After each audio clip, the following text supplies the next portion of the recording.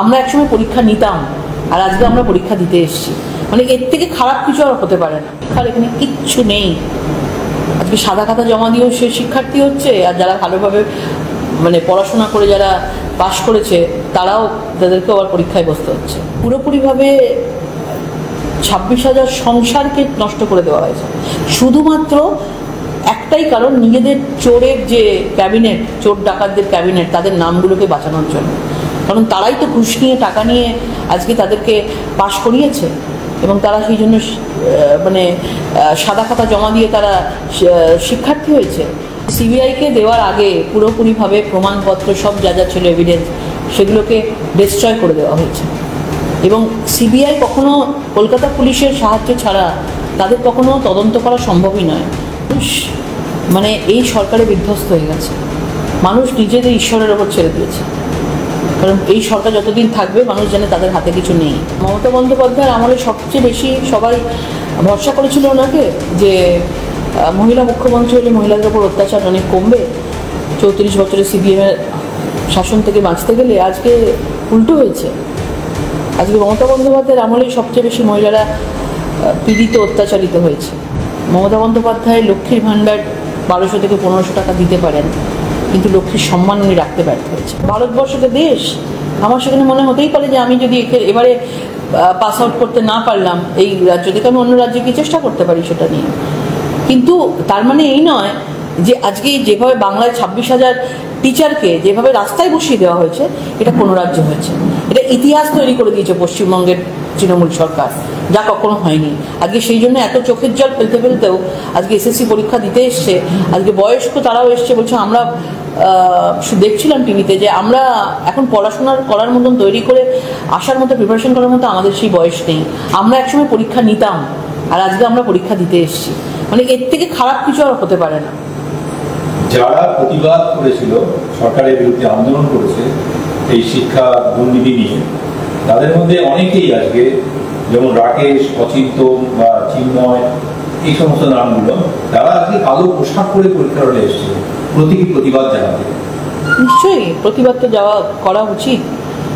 আজকে যেভাবে আজকে মানে পুরোপুরিভাবে 26,000 সংসারকে নষ্ট করে দেওয়া হয়েছে শুধুমাত্র একটাই কারণ, নিজেদের চোরের যে ক্যাবিনেট, চোর ডাকাতদের ক্যাবিনেট, তাদের নামগুলোকে বাঁচানোর জন্য। কারণ তারাই তো ঘুষ নিয়ে টাকা নিয়ে আজকে তাদেরকে পাশ করিয়েছে এবং তারা সেই জন্য মানে সাদা খাতা জমা দিয়ে তারা শিক্ষার্থী হয়েছে। আজকে সেই জন্য কাদের কাছে টাকাগুলো গেছে সেই নামগুলো যেন সামনে না আসে ভোটের আগে, সেই জন্যই আজকে এই গন্ডগোলটা, এইরকম একটা পরিবেশ সৃষ্টি করেছেন, ভয়ঙ্কর পরিবেশ।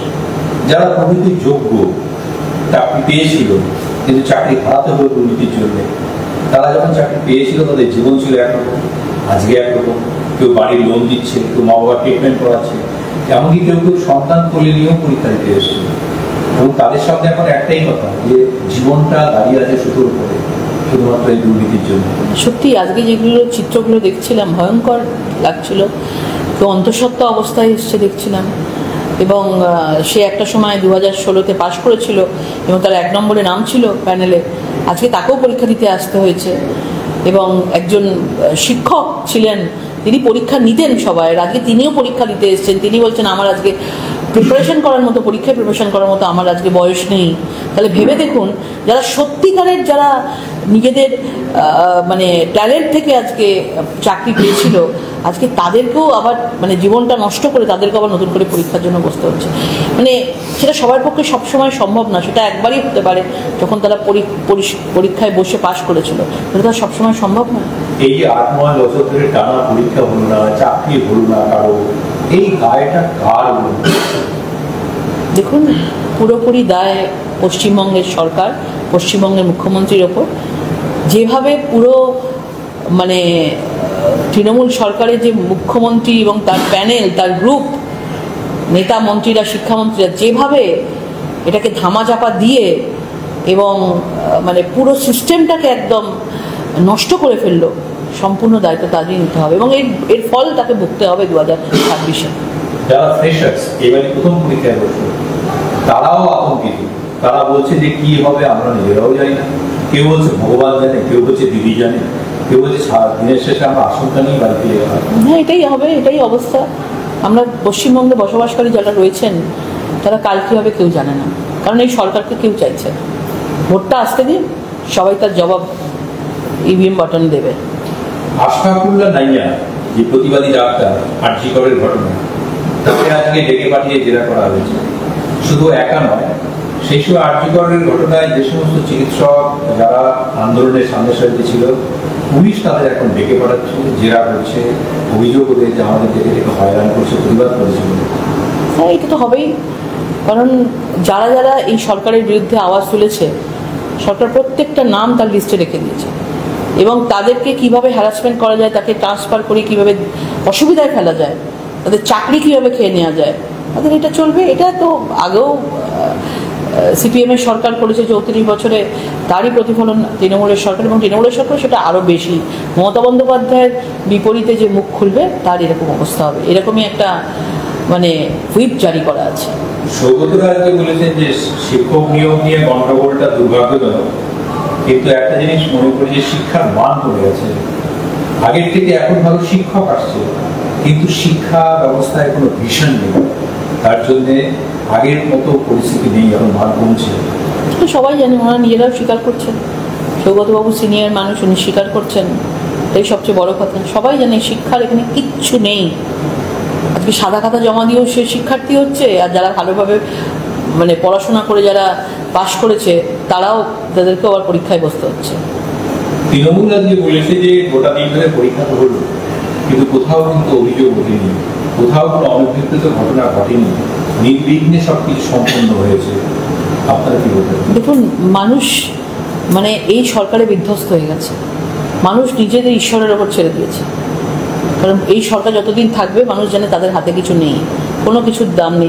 তাই জন্য তারা বিপদে পড়ে যেটা এখন সামনে আসছে সেটাকেই ফেস করছে। এরকম ভাবার নেই যে তারা বসে আছে নির্বিঘ্নে। এইবারের যে পরীক্ষার প্রশ্নপত্র হয়েছে সেটা তো অনেক জায়গায় শোনা যাচ্ছে, আমাদের শুভেন্দুবাবুও বলেছেন যে প্রশ্নপত্র বিক্রি হয়েছে, দেখুন কি হয় সামনে। অভয়ের বাবা মা একটা স্লোগান দিয়েছেন, সেটা হচ্ছে সিবিআই কাজ না করলে পয়সা পান, আর কাজ করলে ঘুষ পান। এটাই এখন সিবিআই সম্পর্কে অভয়ের বাবা মার স্লোগান। ওরা একই সঙ্গে বলছেন যে মমতা বন্দ্যোপাধ্যায় সরকার পুরোটার জন্য দায়ী, এই সমস্ত ঘটনাগুলো ঘটেছে। আর পাশাপাশি পৃথিবীর 136টা দেশে আগামী 8 তারিখ একই সঙ্গে প্রতিবাদ কর্মসূচি নেওয়া হবে। দেখুন, ওনার পরিবারের সাথে রয়েছে, ওনার পরিবারের সাথে যেটা হয়েছে সেটা কেউই মেনে নিতে পারে না। আমরা ভালোভাবে জানি যে সিবিআইকে দেওয়ার আগে পুরোপুরিভাবে প্রমাণপত্র সব যা যা ছিল এভিডেন্স সেগুলোকে ডিস্ট্রয় করে দেওয়া হয়েছে, এবং সিবিআই কখনো কলকাতা পুলিশের সাহায্য ছাড়া তাদের কখনো তদন্ত করা সম্ভবই নয়। এই জন্য সিবিআই যতদূর সম্ভব তারা এগোতে পেরেছে, কারণ তার আগে তারা কোনো কিছুই কলকাতা পুলিশ রাখেনি। সুতরাং তার মা বাবার যে মনক্ষুণ্ণতা, অভিমান হওয়াটা খুব স্বাভাবিক রয়েছে। কিন্তু মানুষ কিন্তু এটা মনের মধ্যে ঢুকে গেছে যে একজন ডাক্তার মেয়ের যদি এইরকম পরিস্থিতি হয় তো সাধারণ মেয়ের কী হবে। এই মেসেজটা কিন্তু গেছে যে মমতা বন্দ্যোপাধ্যায় একজন মহিলা হয়ে এই পুরো ডাক্তারের এই অভয়া কেস, আরজিকর কেসটাকে পুরোপুরিভাবে ধামাচাপা দিয়ে। কিন্তু সিবিআই নিয়ে ওদের যে মনোভাব, কারণ সিবিআই তো তাদেরকে ভুল বোঝানো হয়েছে তার বাবা মাকে।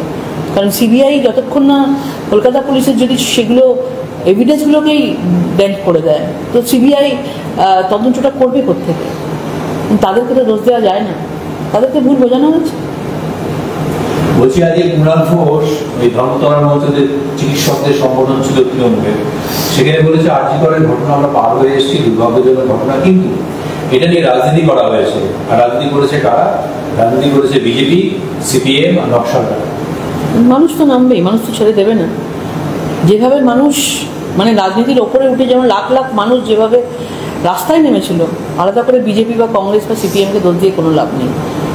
মানুষ নেমেছিল প্রতিবাদ করতে, এবং মানুষ তার বিচার পায়নি। এটুকু একজন সাধারণ নাগরিক হিসেবে আমি বলতে পারি। হরিদেবপুরের জন্মদিনের পার্টিতে গণধর্ষণের অভিযোগ, তরুণীর অভিযোগ হরিদেবপুর থানায় তদন্ত পুলিশ শুরু করেছে। 2 অভিযুক্ত বেপাত্তা। শহরের মধ্যে ফের গণধর্ষণ, জন্মদিনের পার্টিতে নিয়ে গিয়ে এই ঘটনা। দেখুন, এই তো মমতা বন্দ্যোপাধ্যায়ের আমলে সবচেয়ে বেশি সবাই ভরসা করেছিল ওনাকে, যে মহিলা মুখ্যমন্ত্রী হলে মহিলাদের উপর অত্যাচার অনেক কমবে। 34 বছরের সিপিএমের শাসন থেকে বাঁচতে গেলে আজকে উল্টো হয়েছে। আজকে মমতা বন্দ্যোপাধ্যায়ের আমলেই সবচেয়ে বেশি মহিলারা পীড়িত, অত্যাচারিত হয়েছে এবং সবচেয়ে বেশি মহিলাদেরকে ধর্ষণ করে তাদেরকে জ্বালিয়ে দেওয়া হয়েছে, হত্যা করা হয়েছে এবং গণধর্ষণও বাদ যায় না। খোদ কলকাতার মতো জায়গায় আরজিকর কেস, খোদ কলকাতার মতো জায়গায় আজকে যেভাবে এইসব জিনিস আপনার ল কলেজেও কদিন আগে শুনেছেন যেভাবে বেড়েছে, মানে পরিষ্কার বোঝা যাচ্ছে যে মমতা বন্দ্যোপাধ্যায় লক্ষ্মীর ভাণ্ডার 1200 থেকে 1500 টাকা দিতে পারেন, কিন্তু লক্ষ্মীর সম্মান উনি রাখতে ব্যর্থ হয়েছে। সন্দেশখালীর আজ বর্ধমানে দেখা গেল দিনের পর দিন মহিলাকে ডেকে নির্যাতনের অভিযোগ, তৃণমূলের কার্যালয় লাগোয়া এক অফিসের ঘটনা। রশিদপুরের ঘটনা বর্ধমানে 3 তৃণমূল কর্মী ধরা পড়েছে। মহিলাদের পার্টি অফিসের পাশে ডেকে নিয়ে তাদের শারীরিক নির্যাতনের অভিযোগ। দেখুন, সন্দেশখালীর সময়তেই আমরা বলেছিলাম এরকম সন্দেশখালীর শেখ শাহজাহান পশ্চিমবাংলায় অনেক জায়গায় কোনায় কোনায় ছড়িয়ে আছে, কিন্তু তাদেরকে ধরবে কে, তাদের শনাক্ত করবে কে? মানে এই বাংলায় মমতা বন্দ্যোপাধ্যায়ের শাসনে তারা বহাল তবিয়তে আছে। বর্ধমান কেন, আপনারা বিভিন্ন জায়গায় দেখবেন, বিভিন্ন জায়গায় এই ধরনের ঘটনা আছে যে সন্দেশখালীর মতো, শেখ শাহজাহানের মতন মহিলাদের দিনের পর দিন বাড়িতে রেখে তাদেরকে অত্যাচারিত করা হয়। মগরাহাটে আবাস যোজনায় কাটমানির অভিযোগ, সেখানে অসম্পূর্ণ ঘর এবং এই মুহূর্তে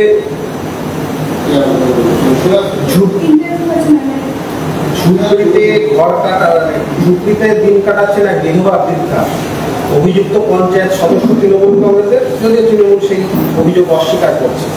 কাটমানি নিয়ে আবাস যোজনায় কাটমানি নিয়েছেন এবং যার ঘর পাওয়ার কথা বৃদ্ধা, সে ঝুপড়িতে আছে।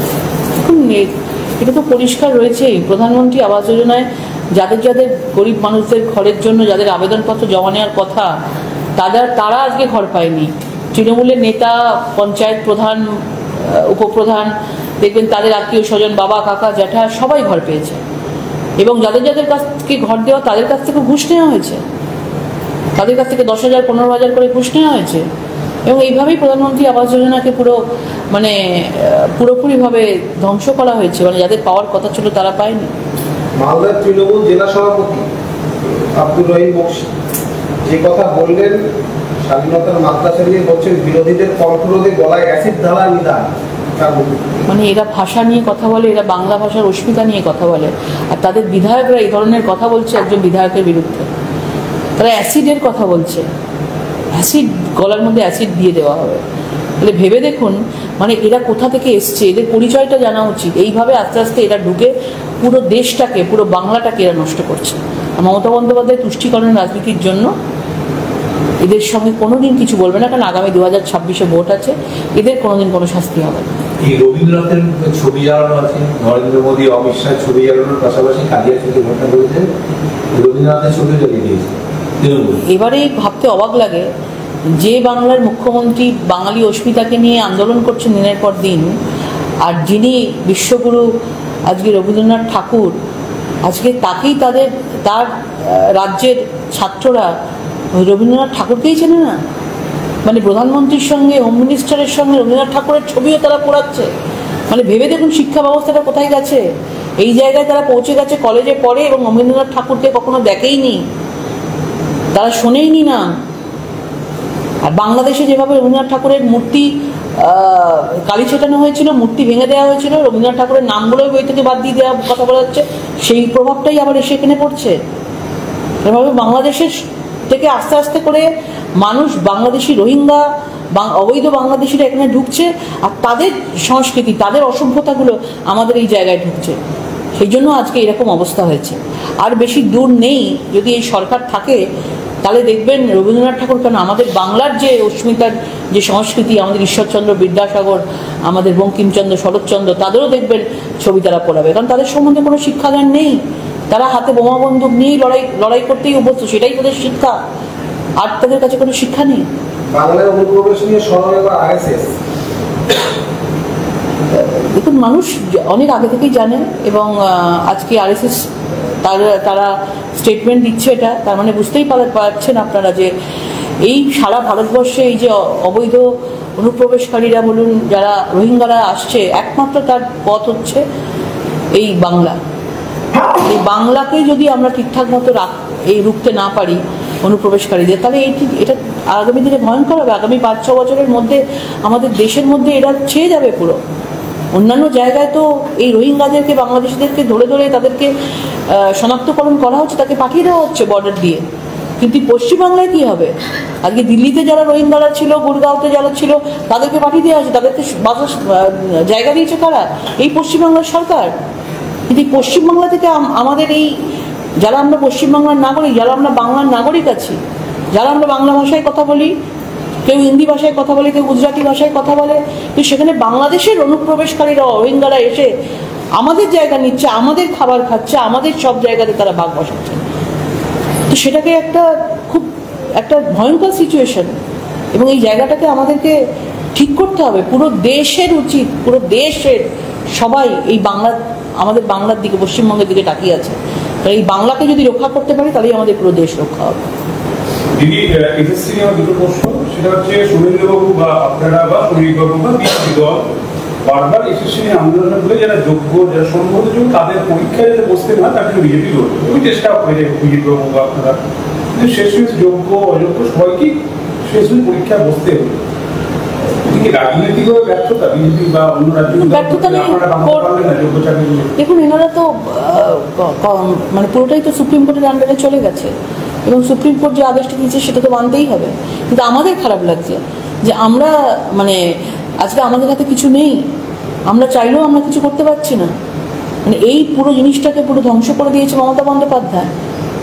একসঙ্গে যোগ্য অযোগ্যকে মিলিয়ে দিয়েছে বলে আজকে এরকম একটা পরিস্থিতি তৈরি হয়েছে। কিন্তু এটুকু বলতে পারি, আমাদের সরকার আগামী দিনে এলে এই ধরনের পরিস্থিতি যাতে কোনো সময় তৈরি না হয়, এবং যারা এরকম করেছে তাদের যেন উপযুক্ত শাস্তি হয়, সেটা আমরা চাইব।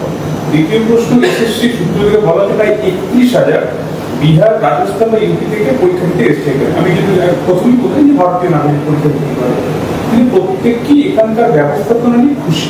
সেটা যে কোনো কারণে হোক, তারা সেখানে পায়নি। 2019 সালে ইউপিতে লাস্ট পরীক্ষা হয়েছে, এখানে পরীক্ষা। তো এখানে যে ব্যবস্থাপনা এসএসসি বা সরকার করে, তাতে তারা হ্যাঁ।